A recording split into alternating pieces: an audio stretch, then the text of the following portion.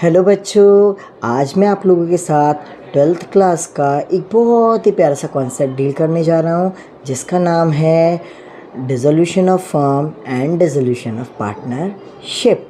बेटे, dissolution of partnership का मतलब होता है केवल रिलेशनशिप में चेंजेस आए हैं। फर्म अभी बंद नहीं हुई है, बिजनेस अभी भी चल रहा है।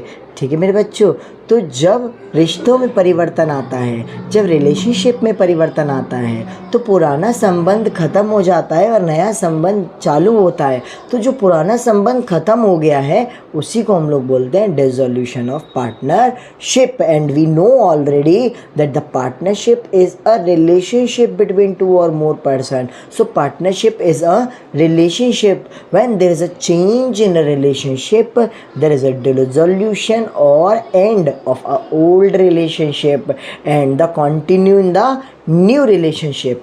और मेरे बच्चों, डिसोल्यूशन ऑफ फर्म क्या होता है?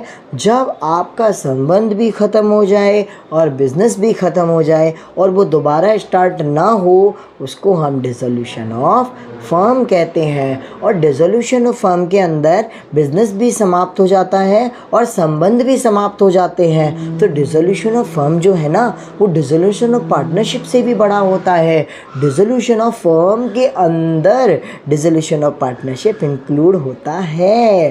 तो मेरे बच्चों, अगर डिसोल्यूशन ऑफ फर्म होगा तो डिसोल्यूशन ऑफ पार्टनरशिप भी ज़रूर होगी। लेकिन अगर डिसोल्यूशन ऑफ पार्टनरशिप है तो डिसोल्यूशन ऑफ फर्म नहीं होगा। It is not compulsory that the dissolution of partnership is include in the dissolution of firm, but dissolution of firm include dissolution of partnership।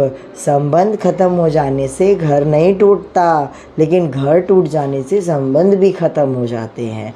तो ऐसे ही मेरे बच्चों, डिसोल्यूशन ऑफ पार्टनरशिप में dissolution of firm नहीं होता, लेकिन डिसोल्यूशन ऑफ फर्म में dissolution of partnership होता है। ओके मेरे बच्चों, थैंक यू बच्चों।